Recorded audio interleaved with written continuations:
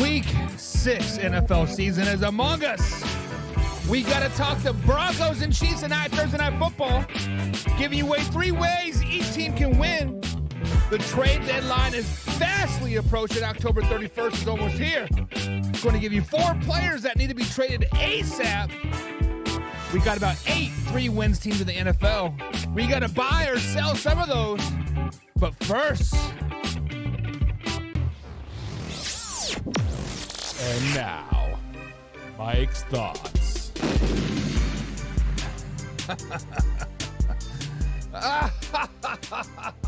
Oh, man. When stats smack you in the face, people find ways to deflect it. My man Hoffy gave me a list of his 32 NFL quarterbacks going into the week NFL season. He has an algorithm, just like we do in the power rankings. We have an algorithm that we put the stats, the completions, the incompletions, the touchdowns, the interceptions, the yardage, all into this amazing algorithm that Wayne G came up with. And then we rank those quarterbacks. Brock Purdy come out at number 1. Justin Herbert was like number 7. Patrick Mahomes was number 9. Trevor Lawrence was number 10. And people are up in arms saying, how is Brock Purdy the best quarterback in the league right now? Stats don't lie, my man. Stats do not lie. Brock Purdy is playing on at a very elite level right now. Now, that is not to say that he will sustain that all season long. That is not to say that he will fall flat on his face week 6, week 7, week 8, week 9 at some point in the season. That is not saying that. What our rankings are saying, what Hoffy's Stat Boys rankings are saying, is the fact of the matter is, going into week 6, Brock Purdy is the best quarterback in the NFL. Going into week 6, Brock Purdy is the most elite quarterback going into week 6. Patrick Mahomes is not performing very well. He's still number 9. Still not performing very, very well. Zach Wilson, the worst quarterback in the league. Trevor Lawrence is number 10. Guys, just because you don't agree with the stats, do not say that, oh, you're smoking dope. You're doing... Shut up. Give me a legitimate argument of why Brock Purdy is not better than Patrick Mahomes right now. Give me a legitimate reason why Justin Herbert is not better than Patrick Mahomes right now. Put some validity into your statements. That is all we ask. Put some thoughts into your statement, just like, oh, you're smoking dope. Shut up with that crap. Shut up with that crap and give us a legitimate reason of why said player is not as good as other players. We are sick and tired of it. Not really. We love you guys. We love each and every one of you guys each and every day here at manhourradio.com. But it is time to cue that intro. Are you ready for the best damn NFL show on the planet? Man Hour Nation, rise up.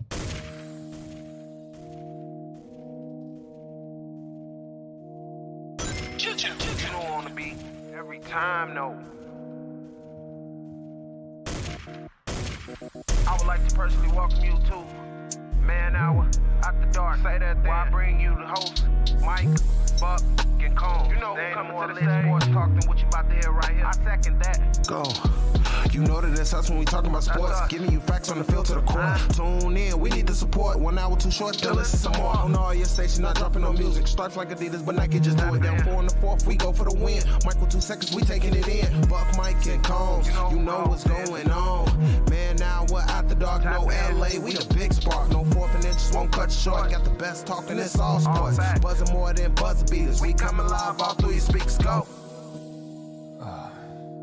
Sometimes, guys, you just got to let the beat build in your system. You got to let the snare hit. Good morning, Man Hour Nation. Michael Buckasha here with the Man Hour. Sure to head over to manhourradio.com. Check out the merchandise page or check out the blog section as well. But most importantly, check out that listen tab. As soon as this live stream is over, around 11 a.m. East Coast time, By 11:15, 11:30 at the latest, I will have the podcast form up there for you guys to listen to. It will be on Spotify, iHeartRadio, iTunes, but most importantly over at manhourradio.com on the listen tab. It will be there first. Like I said, you guys are going to miss any part of the show, click on that, bada bing, bada boom, it will be there. We're going to talk about Chiefs Broncos tonight here on Thursday Night Football. Kansas City Chiefs go for 16 in a row. October 1st or October 31st deadline is coming up. I got 4 players that I think need to be traded ASAP. And then we got 8 NFL teams right now. That's right, 8 that are 3-win teams. We got to buy some of those teams. We're going to sell some of those teams. What 3-wins teams do we like moving forward? But first, we got to welcome the ultimate Lions fan out there. I said Lions. I meant Dolphins. The ultimate Dolphins fans out there. Everywhere he goes, he is rocking the aqua and the orange. He is rocking my team's faster than your team. He is rocking one of the best teams in the AFC. And that is my man, Arthur Brown, with the Man Hour Hoffy fins up. And he says, yo, what's up, Buck and Man Hour Nation? Good morning to you, Arthur Brown. And then we got my man that's rooting for the Chiefs tonight. The man that is going to put on his red and yellow. He's going to be pumping that chest saying, go Chiefs, go, baby. Giving us the atomic hot shot all night long. And that is Gabriel Garcia. What's up, Gabriel? He says, I got KC tonight. Yeah, I know. Really going to go out on a limb there, huh? Listen, this is a trap game for the Chiefs. This is a trap game for the Chiefs. They have won 15 straight over the Denver Broncos. It is a Thursday night game. Travis Kelce is hobbled. They got a slew of easy games coming up. They're looking forward to that Chargers games next week. So, hey, it is what it is. And then we got one of the biggest Detroit Lions fans out there, the man that claims that he is an NFL expert because his name has 4 letters in it. That is John Peoples is in the chat as well. He says, good morning, y'all. Good morning to you as well, John. I got my Adrian jersey right there, and if the Chiefs do lose tonight, I will be rocking the Adrian Hutchinson jersey every show from here on out. And he says, you're already making excuses. John says, I'm already making excuses. No, I am just speaking the facts, John. I am speaking the facts that this is a trap game for the Kansas City Chiefs this week. The facts are the facts. Now, I'm not saying that they are going to lose this game or have an excuse ready up. I already got the refs lined up, right? I already got the Thursday night game lined up. I got the Travis Kelce injury lined up. I'm just putting the bullets in the gun for Friday, right? I'm putting those bullets in the gun for Friday. Let's go. And is Tay-Tay going to be there? I have no idea. I have no idea if Tay-Tay is going to be at the game tonight or not. But, hey, every game she has been to, the Chiefs haven't lost. So, good luck, charm. I think so, baby. I think so. But, guys, it is Thursday edition here at manhourradio.com. The best damn NFL show, live, raw, uncut out there. We are live every Monday through Friday, 10 a.m. East Coast time. We give you the after show with the host, Mr. John Hoffy Man Hour, every Tuesday and Friday at 10 p.m. East Coast time. But, guys, starting next week, starting Monday, we have been kind of tinkering with it. I've been rolling the things in my head, and we're going to bring Hoffy back to the morning show. We are going to bring Stat Boy back to himself in the morning show. We are going to have Combs. We're going to have Hoffy. We're going to have myself here on the morning show, not for an hour anymore. No. We said when we're going to add my man Hoffy to the show, we're going to bring Combsy back. Damn it, we got to go big or go home. We're going to give you guys 2 hours of content moving forward. 2 freaking hours, baby. We are not going to be talking about the Chicago Bears every damn day. F those Chicago Bears. We're not going to be talking about the Green Bay Packers every day. F those Green Bay Packers. We're good. Guys, this is an NFL show. live, raw, uncut NFL talk, and that's exactly what we're doing, guys. 2 hours moving forward, starting Monday. Stat Boy will be back. Combs will be back, and bada bing, bada boom. Ooh, magic, baby, magic, baby, magic, baby. If you guys are excited about that, hit the like button. Say hashtag let's go in the chat, because let's go, baby. Let's go, let's go, let's go. So tonight's game, guys, Thursday Night Football is underway. We are, less than 10 hours away from kickoff, like 9 hours till kickoff. Denver Broncos coming to Arrowhead Stadium. They want to circle the stadium again, do that little victory lap that they did like so long ago, and ever since then, they have not won a game versus the Kansas City Chiefs. The Kansas City Chiefs have won 15 straight versus the Denver Broncos. And Patrick Mahomes is 11-0 against the Broncos. 11-0. With that being said, guys, I'm going to give you 3 ways each team can win tonight. 3 ways. Let's start with the Denver Broncos. The Denver Broncos obviously are a team that is very well overmatched going into tonight's game. Nobody is picking them to win whatsoever. Even the deepest Denver Broncos fan, Hannah Bear, is saying, you know what? The Chiefs are going to roll us. But guys, if the Denver Broncos can do these 3 things, they can for surely beat the Kansas City Chiefs tonight. Now, one thing that I want them to do, the number one thing that they need to do, is they need to put pressure on the receivers. What do I mean by that? The simple fact of the matter is that the Kansas City Chiefs do not have a go-to receiver as of yet. Going into week 6 of the NFL season, they do not have that security wide receiver blanket. Yes, they have Travis Kelce. But once you eliminate him, put pressure on the receivers, we put pressure on somebody to step up. Sky Moore, MVS, Rashid Rice, Justin Ross. Somebody's got to step up for the Kansas City Chiefs. So what I want you to do to put pressure on the receivers is take away Travis Kelce. Yes, I want you to double team a tight end. I want you to put a linebacker on him. I want you to put a safety on him. I want you to put a bracket in 3 on him. Whatever you got to do, take Travis Kelce out of this game. He is hobbled. He is injured. He has that low ankle sprain, but I want him completely out of the game. I want him isolated. I want you to see 87 on the field, and I want to be able to put an X on him saying he is not getting off the line. He is not getting open. And bada bing, bada boom, make the receivers step up. That is what I mean by that. Put the pressure on the receivers and make them step up. Number 2 is keep Patrick Mahomes in the pocket. But you're like, Buck, Patrick Mahomes is a pocket quarterback. He does really, really well in the pocket. Yes, he does. Patrick Mahomes is a very successful quarterback. Patrick Mahomes is one of the elite quarterbacks in the NFL. Right now, as an overall package, he is the best quarterback in the NFL, hands down.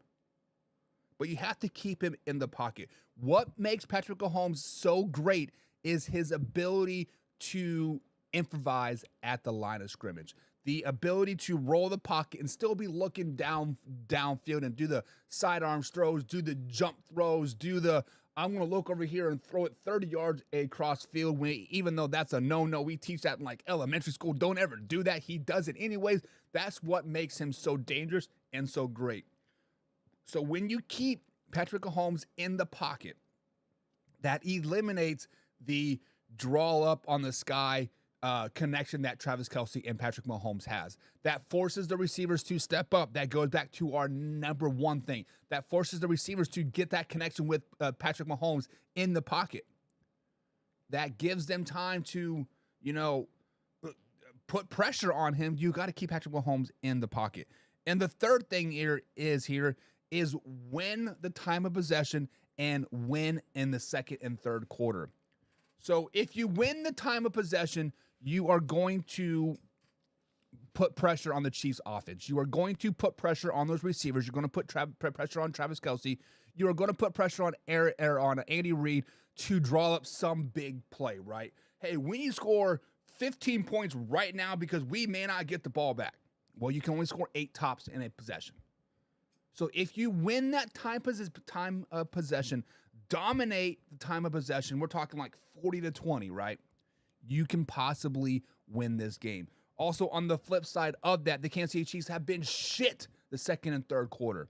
They have forgotten to show up in the second quarter. Third quarter, they're like, oh, what do I do with my hands? You have to capitalize on those 2 quarters. I want you to control the ball for 10 minutes in both of those quarters. 20 minutes total. Let the Kansas City Chiefs touch the ball one time and be 3 and out. That would be such a momentum punch in the throat. And the Kansas City Chiefs like, right? Down goes Frazier. So 3 ways the Broncos can beat the Kansas City Chiefs tonight. Put pressure on the receivers, keep Mahomes in the pocket, and win the time of possession and the second and third quarter. Those are 3 ways I think they can win tonight. Gabriel Garcia think it's crazy that people still underestimate Justin Herbert. He's on a bad team. Let's just be honest. Justin Herbert is on a bad team. James Chamberlain is in the chat. What's up, James? He says, gotta shut down Mr. Pfizer. Hey, he does 2 things at once. He just happened to get the Pfizer shot and not the Johnson & Johnson, because 2 things at once. You get 2 Pfizer shots, but I mean, bada boom, you were done, and I just got canceled. Just got canceled by saying Pfizer and COVID and hoax. If you know, you know. If you know, you know.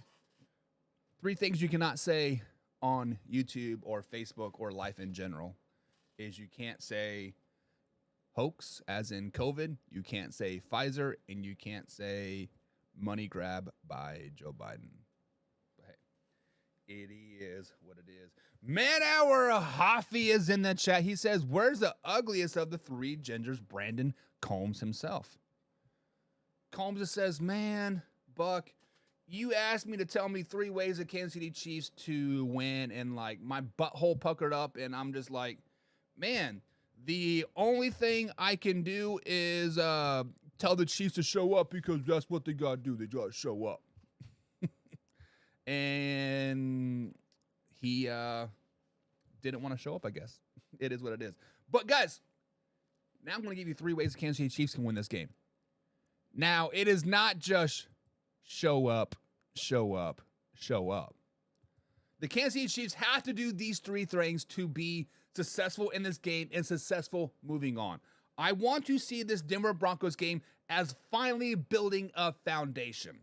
You cannot win a Super Bowl. You cannot win 12, 13, 14 games if you do not have that solid foundation. As every house is built is a nice solid basement, nice solid slab, whatever. You need that concrete, you need those cinder blocks, you need whatever, right? So this game I'm seeing for the Denver Broncos for the Kansas City Chiefs, or like the Chiefs, is to let that foundation cure. So we can win the game, yes, but we need to do these things as well to catapult us into some winning ways moving forward, some dominant wins. Number 1 is you have to establish your number 1 across the field. We do not have that number 1 running back right now. You can say it's Isaiah Pacheco, but when you flash back to the Vikings game, he played that first series, second series, and you didn't see him again till like the 4th quarter. Like, where did he go? He didn't seem like he was injured. He didn't seem like he was on like any type of suspension.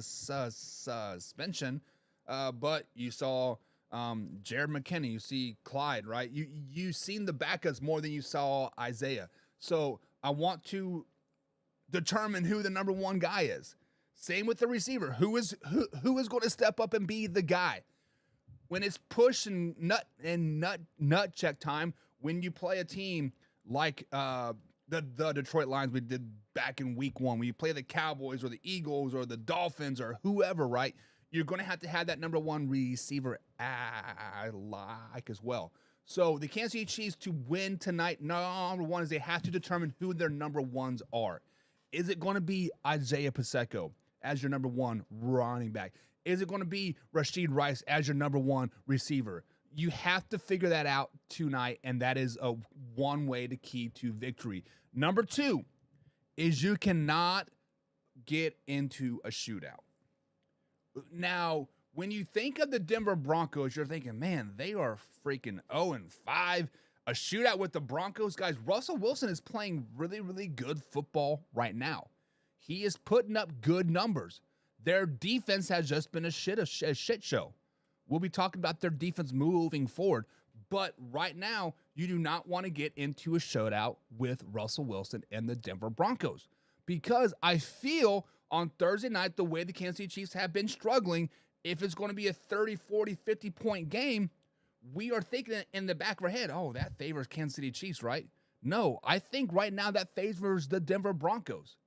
Because the Kansas City Chiefs are not that high-flying offense right now. Yes, they are putting up 26, 27 points per game, but the Broncos are putting that much points up per game. So you do not want to get into a shootout with the Denver Broncos. You almost want it to be a defensive slugfest, or like, all right, show your muscle on the defensive side of the ball. And number three, do not abuse Travis Kelce. This is a short work week. He has an ankle sprain. You do not want to abuse Travis Kelce. So let him kind of rest without resting, right? Let him get ready for the Chargers moving forward. So that was kind of off the top of my head. That was kind of a fly because BC was supposed to have the Chiefs, but you know what?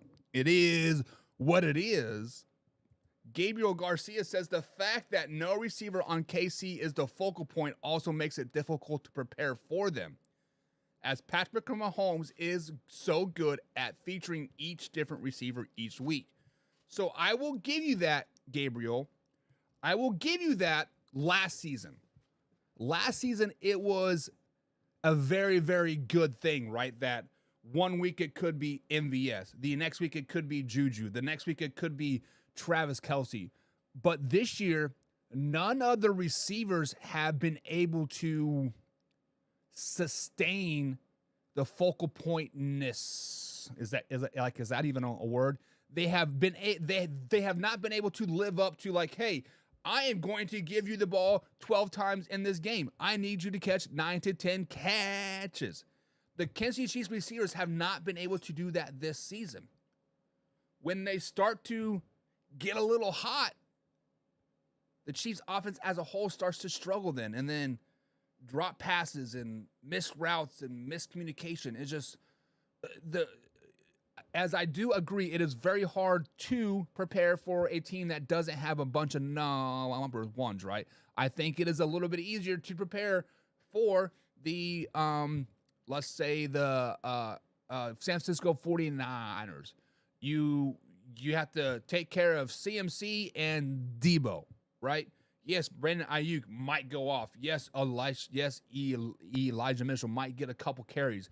But the focal point is going to be CMC and Debo. I give you that. So I agree, Gabriel, to an extent, but at some point the Kansas City Chiefs in late fourth quarter, down 13 seconds, who are we going to go to? Travis Kelce is injured. Who is our guy? That is what I'm trying to say. Jim Powell is in the chat. And he says if Jones didn't come back to KC, the West would look a little different. Listen, as Chris Jones is a very good focal point of the Kansas City Chiefs defense, I will give you that. And the Kansas City Chiefs defense is playing very elite right now. I don't think that changes the Kansas City Chiefs record. I don't think that changes the Raiders record. I don't think that changes the Chargers record. I don't think that changes the Broncos record.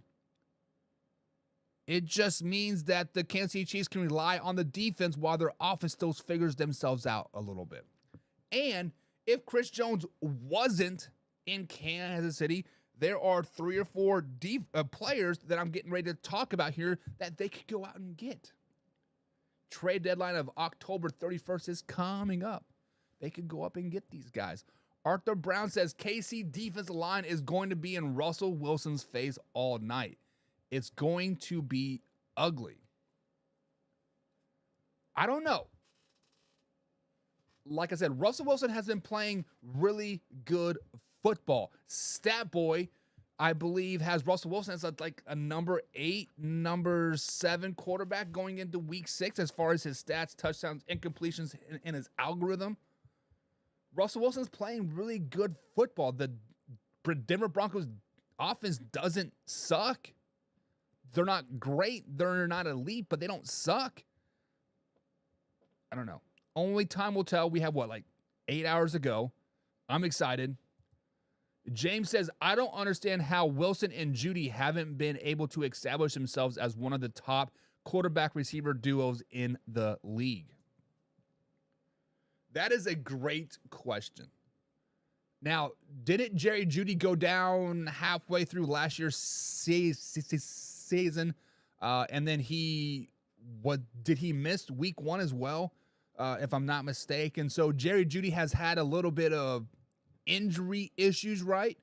They did have a very bad coaching staff. Let's just be honest. Last season, the offense was very anemic.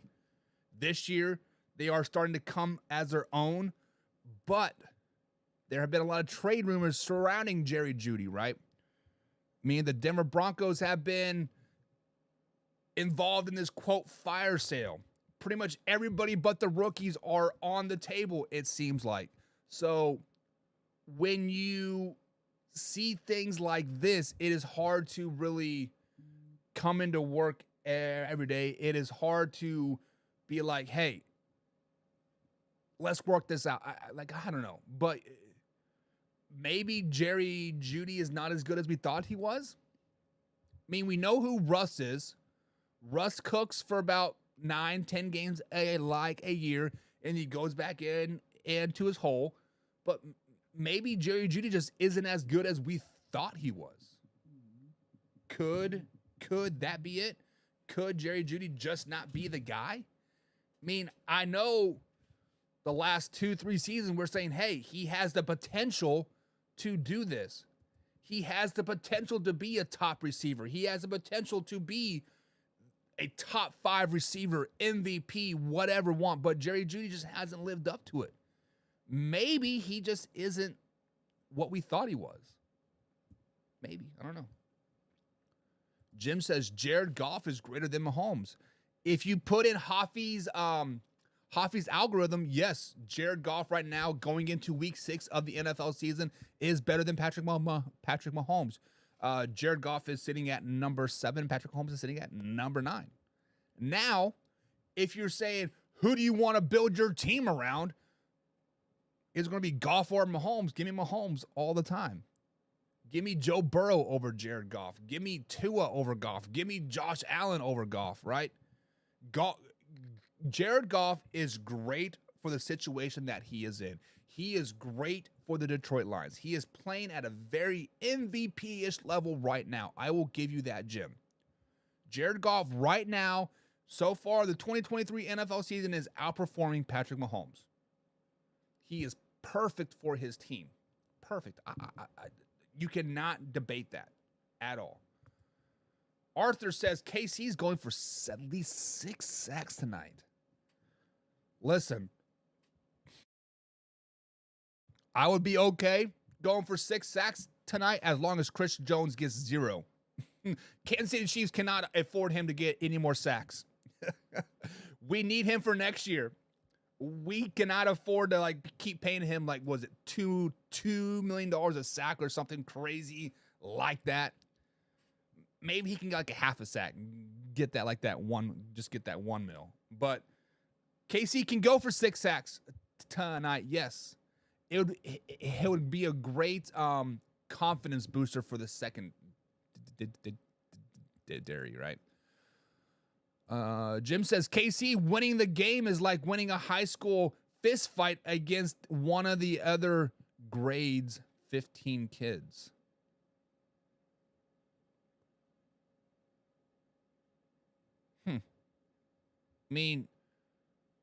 Are you saying you are fighting, you as an adult is fighting a high school kid? I guess that would still be. It's still going to be a fight. Some high school kids can fight, man. Delray Robert Tree is in the chat. What's up, Delray? I think Devin gets an upset tonight. I think he means Denver gets an upset tonight. Listen, this is a very good trap game for the Kansas City Chiefs. The Kansas City Chiefs are in trap game mindset right now.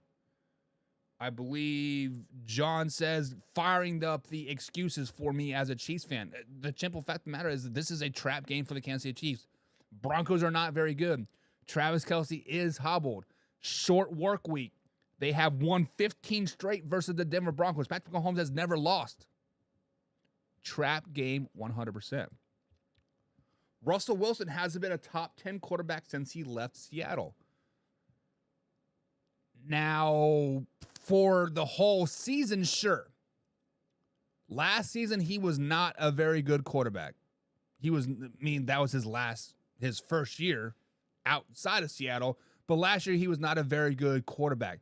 The algorithm says right now that he is a very good quarterback. He's a top 10 quarterback right now. Hoffy, I think he has him, what was it, number 8, I think it was. I don't have the thing up in front of me, but Gabriel says Denver isn't winning a shootout against a top 10 defense like the Kansas City Chiefs. If it is a shootout, Gabriel, that means that the Kansas City Chiefs defense is not playing at their top 10 status. If it is a shootout, that means Russell Wilson is cooking. If it is a shootout, that means Jerry Jeudy is cooking. On the other hand, that does mean that Travis Kelce is probably healthy. That probably does mean that Rashid Rice is finally catching the ball. Tooney is catching the ball. I don't want it to, as a Kansas City Chiefs man, I do not want it to be a shootout tonight. I want it to be a slugfest. If it is a shootout, I am low-key kind of scared. I am low-key scared that the Denver Broncos might win a shootout versus the Kansas City Chiefs. I low-key think that if it is a shootout, that will put a blueprint of how to beat the Kansas City Chiefs moving forward. Now, they will adjust that blueprint at some point. The Kansas City Chiefs offense at some point should come together and start to be the Kansas City offense that we used to know and love. But right now, the Kansas City Chiefs offense is not very good. Bottom tier offense in my eyes. My eyes tell me second, third, fourth quarter, they're not a very, very good offensive team. If it is a shootout, I got to give it to the Denver Broncos.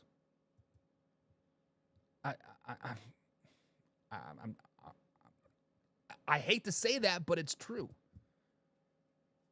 Jim Powell up here in the chat, over at manhourradio.com/YouTube, or Facebook.com, I should say. Pacheco is tonight's key. Watch what I tell you.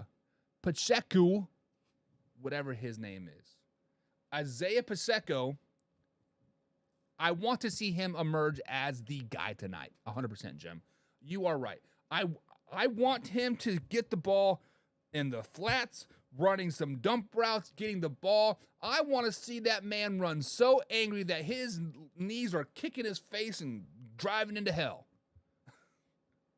That is what I want to see tonight. John says Denver isn't scoring more than 17 points tonight. If that is true, Kansas City Chiefs win every freaking time. If that is true, John, me and you are becoming new best friends. If that is true, the Denver Broncos are just who we thought they were, right? But guys, I do have the Kansas City Chiefs winning tonight as well. My homerness is coming out a little bit, I guess you say. But Arrowhead Stadium, Thursday night football. The guys are going to get off of work. They're going to go straight to the stadium, barbecuing, getting crunk. 16 straight is not out of reach, and I think the Kansas City Chiefs do dominate the Denver Broncos tonight. There is no way around it. There is no stretch of the imagination. I think they do dominate tonight 100%. But let's move on to other NFL talk. Let's move on to some stuff that is happening around the NFL, or could be happening around the NFL, or I think should be happening around the NFL, and that is the October 31st trade deadline. There are some notable names out there that are last year's on their contracts. They've signed deals that say I don't get a franchise tag anymore. And I got 4 players that I think should be on the trade blocks going into the October 31st deadline. And the first player that I want to talk about is Vikings quarterback Kirk Cousins. Kirk Cousins and the Minnesota Vikings so far this season are 1-4. Justin Jefferson will be out, the minimum of four games being put on IR, and Kirk Cousins is on the final year of his contract. It has kind of been an unspoken truth that this is the final year in Minnesota for Kirk Cousins, win, lose, or draw. They want to move on from Mr. Kirk Cousins himself. How do you like that, right? So, if you do not want to bring him back for next season, let's try to get some type of draft capital out of him. Obviously, right now, we don't think the Minnesota Vikings are going to go anywhere in this playoff, Super Bowl run, whatever. They are not a very good team right now. 1-4, no JJ for at least 4 weeks. They could be 1-8 when he comes back, if he comes back this season. The Minnesota Vikings need to move on from Kirk Cousins. They need to trade him. They need to reach out to a team like the Jets, like the Patriots, possibly the Cleveland Browns, the Dallas Cowboys, right? Somebody, I think, would take a flyer on Kirk Cousins, 4th round pick, fifth round pick. It doesn't matter. Either way, the Minnesota Vikings should pretty much take whatever deal is thrown their way, because they're going to let him walk for free next year. So get what you can now out of him. So I think Kirk Cousins will get traded at some point before the October 31st trade deadline. Let me rephrase that. He should get traded, but they probably won't. But if they're going to move on, get something out of him. James says, if the Vikings want to move on, the only place I can see him going is New England. And maybe so. Bill Belichick is in the reset mode, right? When I think of reset, I think blow everything up, throw names in a hat, and start drawing starters out. And Kirk Cousins might be that Bill Belichick guy. Who knows? Obviously, Mac Jones isn't. Obviously, Bailey Zappi isn't. And the Patriots still have weapons. Right? The Patriots still have weapons. They still have Juju. They still have I can't think of the receivers right now at all, but they have a decent receiver core. They have Stevenson as a running back. They have Zeke, right? The Patriots are just not clicking right now. Gabriel says the Jets make a lot of sense for Kirk Cousins right now. Let me rephrase that. He says the New York Jets make a lot of sense right now for Kirk Cousins' trade. Now, in our eyes, in the casual viewer, casual football fan, the media, right? Yes, it does make perfect sense. It makes perfect sense to give him a 3rd, 4th round pick to bring in Kirk Cousins. But at the same time, if you bring in Kirk Cousins, does that fracture relationship with Aaron Rodgers? Because we have seen that Aaron Rodgers loves him some Zach Wilson. I don't know if they're sharing the same 50-year-old girl out there or what, but Aaron Rodgers is taking on that big brother, the protector, right?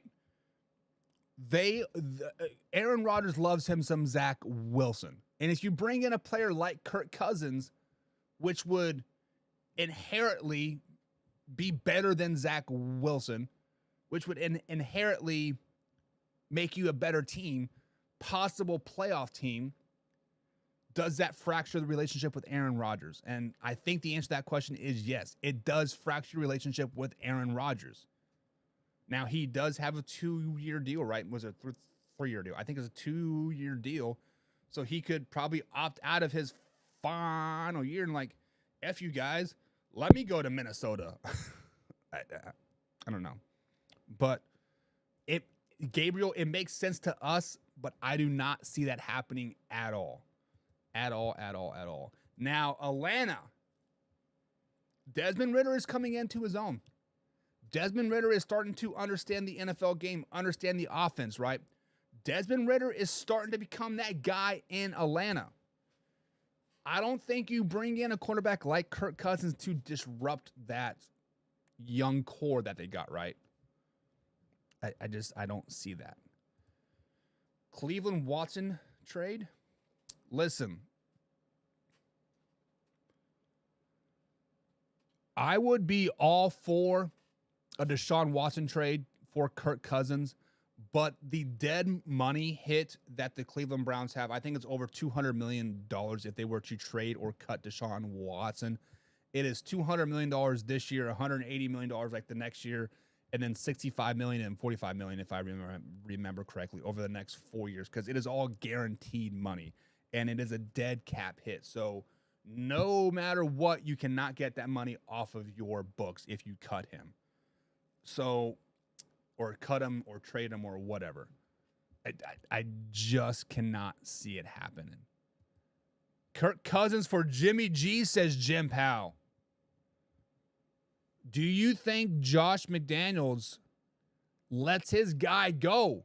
His guy is Jimmy G. He wanted to bring Jimmy G in. Do you think he lets him go for Kirk Cousins? Now, I think it would be a great improvement. Kirk Cousins can push the ball down the field. Kirk Cousins reminds me a lot of Derek Carr, the rah-rah guy, right? The shit talker man himself. Kirk Cousins would be great for Las Vegas. Would be great. If that trade happens, I would even go out on a limb saying they're a playoff team. But I don't see that happening. I don't see Josh McDaniels moving on from his guy Jimmy G. There's a reason why he went out and got Jimmy G. He wanted Derek Carr out of town and brought Jimmy G, and there's a reason, because he loves him some Jimmy G. Gabriel says Ritter is trash. Ritter is trash, says Gabriel. Ritter is a up-and-coming quarterback still. He is not on that trash level yet, but he's not a good quarterback either. But he's improving each week. Let's give him that. I mean, this is his first full offseason as a starter, because if you think about it, last year Marcus Mariota was a starter and Ritter didn't come until like week 12, I think it was. So give him some time. Atlanta doesn't need to mess with that. They have things brewing, says James. I agree with that. James says Vikings want to get younger. No way they trade for Jimmy G. Do they want to get younger, though, or do they want to win? Just because, James, you've obviously been watching NFL for a long time. We've all been watching NFL for a long time. And we know that the NFL is always win now, win now, win now. When you try to plan for the future, sometimes that comes up and bites you in the ass. Now, there are times when it does work out, right? The Detroit Lions, they've been planning for the future, and it has come into fruition. They are doing great things over there in Detroit. They built within the draft. They got their guys. They're molding them, and they're exploding, right? But there are other teams out there that try to do the same as getting smacked in their face. Arizona Cardinals, right? The Minnesota Vikings. You can put the Chicago Bears in there. The Buffalo Bills might be on that boat too, right? But you can get younger, or you can try to get younger all you want. But if you say you bring in a rookie quarterback, and if he doesn't do well, is JJ going to want to stay? Is Justin Jefferson going to stay if he has to grow with Caleb Williams or Bo Nix or Will Howard, right? I mean, JJ has already kind of entertained the idea of being traded as is. So if you want to get younger, do you just simply blow the whole thing up and get JJ out of town, get a couple first-round picks for him, then get Kirk Cousins, get a fourth-round pick or third-round pick, whatever you want? Then you'd really be getting younger, right? Get Harrison, the safety, out. Cut everybody that's over 6 years old or 6 years in the league. Go big or go home. Mark Davis says he's McDaniels a dumbass. I thought Mark Davis was defending Josh McDaniels. I don't know. Would Minnesota be stupid enough for trade for Jimmy G? Listen, I think if the Minnesota Vikings move on from Kirk Cousins, they're simply looking for draft capital. They will not be looking for a replacement for Kirk Cousins because they did draft a rookie quarterback in the, was it the 4th round? Let me pull it up to confirm that. But they did draft a quarterback this season, I thought, in the 5th round, Jaron Hall from BYU. So if you are moving on from a quarterback like Kirk Cousins, you are basically saying, hey, this season is a wash. JJ, you are going to be done for the year. Let's see what we have in Jordan Addison and Jaron Hall. Let's see what our rookies can do. Because if you move on from Kirk Cousins, you're washing the season, you do have a rookie quarterback, then that tells you, hey, do we need to draft a quarterback in the 2024 draft? Like, that will tell you what they need to do. They also have, is it Nick Mullins on the roster, I think, as well? I think Nick Mullins actually is the backup quarterback for the Minnesota Vikings, if I'm not mistaken. But if the Vikings move on from Kirk Cousins, they're going to want draft capital, and they want to see what they have in their young players, what it comes down to. Jimmy G in all 3 round sevens to win now.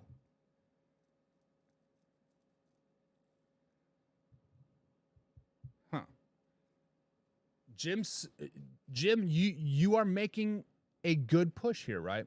You are making a good play for the Minnesota Vikings to bring Kirk Cousins into town. You are making a great push, man. I will give you that. But would the Vikings want Jimmy G? Would you give up Josh Jacobs for Kirk Cousins? Straight up. Kirk Cousins for Josh Jacobs, straight up. No kickers, no salary cap crap, none. Straight up. Josh Jacobs for Kirk Cousins. Would you do that? You want to win now. You think Kirk Cousins can help you win now. Give us Josh Jacobs. Give us Josh Jacobs. That's a good deal, right? Vikings will either draft a quarterback, says Gabriel, most likely. They have JJ hitting his prime and a young Addison. They will want to add a young quarterback too for the long term. Work on your lip reading, Buck. Jim says Josh Jacobs will be gone yesterday. He says, hell yeah, make that deal happen. He says, make that deal happen right now. Kirk Cousins for Josh Jacobs. Kirk Cousins puts us in the Super Bowl. Yeah, and who would you guys have to rush the ball again? Is it Abula Amir Abula or Jameer White, Brandon Bolden? Or would you entertain the idea for the Kansas City Chiefs? Like, hey, you guys have 3 running backs. Or look at the free agent market. So you used to have Leonard Fournette out there. I don't know. A next player that I want to talk about that could possibly, that should be traded right now from the Minnesota Vikings, and that is Danielle Hunter. Danielle Hunter is on the last year of his contract for the Minnesota Vikings. He did get a reworked contract this season for a 1-year deal because they could not come to terms of a long-term deal. But in that 1-year deal, it simply says no franchise tag clause in there. So basically, this is the last year of Danielle Hunter in Minnesota if they cannot determine a long-term deal. Now, we talked about Kirk Cousins. Danielle Hunter. This is a player that you can get a lot of draft capital for. A first-round pick, a couple second-round picks, two thirds and a second. Danielle Hunter is a very, very good pass rusher. He is the heart and soul of that Minnesota Vikings defense right now. If I am the Minnesota Vikings, I am fielding all calls for Danielle Hunter right now. There are teams out there that want the services of a great pass rusher. There are teams out there that could use Danielle Hunter. They could instantly make them a 3-win team or like a 600 team into a 700-800 team. Danielle Hunter is that type of player. Now, if I were, let's say, a team like the Buffalo Bills. The Buffalo Bills, we don't know what Von Miller is going to bring us. Yes, he has a $100 or $200 million deal left on his contract. He only played 14 snaps versus the Jaguars last week, but we don't quite know what we have in him yet. Maybe we just want to use him as a third down specialty. Bring in Danielle Hunter to take that Von Miller spot. Buffalo Bills should be on the phone call right now with the Minnesota Vikings calling Danielle Hunter.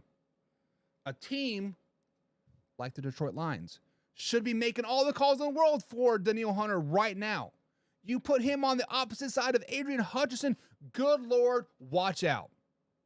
Now, interdivision trade, probably not happen, but hey, it is what it is, right? The Dallas Cowboys.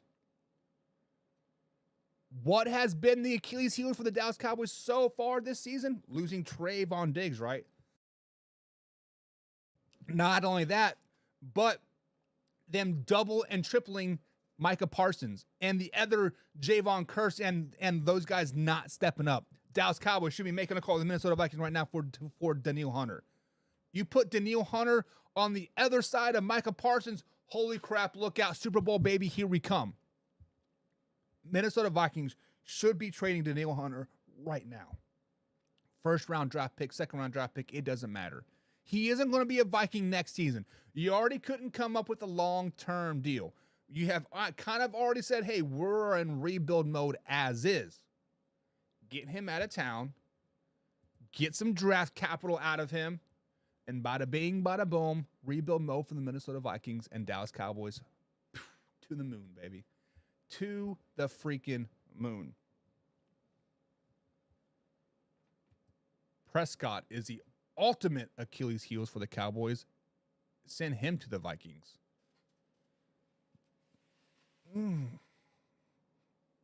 What are Kirk Cousins for Dak Prescott makes sense. How about this?